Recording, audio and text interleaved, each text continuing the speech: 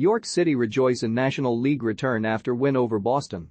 The repeated stay off the pitch announcements were well-intentioned, especially in light of the week's events, but they were always going to be futile. When the final whistle finally went, joyous York City fans streamed onto the pitch from all angles and mobbed their promotion winners. There was some goading of the disappointed Boston United support in their section, but when the visitors responded with magnanimous applause, a mutual respect broke out. The Minstermen were on their way back to the National League after 5 agonizing seasons in regional football. They'd bottomed out, now the only way was up. That it happened in their centenary year, and in the first season their smart new LNER Community Stadium was allowed to admit fans only made the moment all the more special. "I'm really pleased that a football club like this is back to somewhere it should be," said York manager John Askey. "Hopefully this is a new start." You could counter that no club has a divine right to be at any level, but let's consider the facts. York played in the Football League uninterrupted from 1929 until 2004. 8 seasons in the conference were followed by another 4-season stint in League Two. All reasonably minded football followers would consider York a league club, but the horrors of 2016 and 2017, when they suffered relegation from League Two and then dropped straight through the National League, left them in the depths of despair. The 6th-tier National League North has become a graveyard for erstwhile league sides, some who went bust, reformed and climbed back up the pyramid, others who have simply sunk.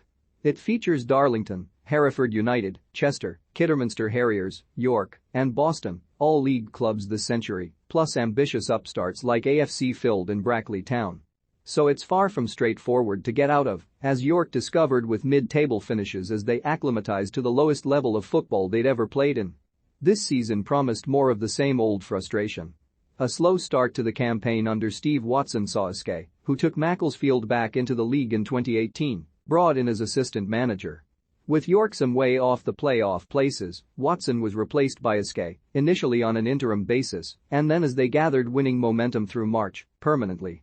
York City, Jameson, Dyson, Cowgan, Sanders, Barrow, Brown 71, Wright, McLaughlin, C. Hancocks, Cowher, John Lewis, Donaldson substitutes not used, Woods, Willoughby, Whitley, McKay manager, John Askey scorers, John Lewis 5, Cowher 86 booked, Cowgan, Hancocks Boston United, Dewhurst, Ferguson, Shields, C. Garner, Ferguson, Byrne, Abbott, Masanka 60, Green, Wright JNR, Hanson 75, Elliott, DiMeo, Preston 83, substitutes not used, Duxbury, Wright SNR manager, Paul Cox booked, Abbott, Garner referee, Matt Corlett attendance, 7,448. They ultimately finished 5th, and playoff wins over Chorley and Brackley set up this special occasion, with the 7,500 tickets available selling out within hours.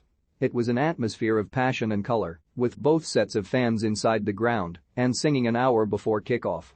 Any York nerves were settled just 5 minutes in. Boston's defense failed to deal with Scott Barrow's long throw into the box, and the ball fell to Linnell John Lewis to sweep home. John Lewis, on loan from Grimsby, was a major fitness doubt after injuring his thigh scoring the winning goal at Brackley, but the man understandably nicknamed Shop was always going to make it. In the second half, he was virtually playing on one leg, said Askey. Boston's main threat came from corners and long throws, but York outdid them for physicality and restricted sights of goal. Given Boston's first shot on target came after the 80-minute mark, they could have few complaints at the outcome. York also rattled the woodwork through Clayton Donaldson late in the first half, but they couldn't kill the contest off. Nerves crept around the stadium as the minutes ticked down, and Boston pressed York further and further back. Homekeeper Pete Jameson made an important stop to keep out a Shane Byrne free kick. But with 4 minutes remaining, veteran 38-year-old forward Donaldson put in a crunching tackle to set York on the counter, and Moz Cowher, the first Afghan to play professionally in Britain, sparked pandemonium by scoring at the near post. The lifting of the trophy felt cathartic for York, who can look forward to National League football again next season, and no doubt will already be thinking how they can break back into the EFL. "I know how much it means to this football club," added Askey, who spoke to the media clutching a celebratory can of Budweiser. "Although I never had any links to the club before, I know how important it is to get to a level where we make the club feel proud again. To do it in the centenary year and in the new ground, it couldn't have been timed any better." Spare a thought for Boston, however, who have now suffered 5 playoff heartbreaks, 2 finals and 3 semi-finals, since they came into this division in 2010. They too welcomed fans to a new stadium back in August and swapped managers in mid-season. Squeezing into the final playoff spot on the final day, their late-season insurgency saw them beat the higher-placed Kidderminster and filled to get here.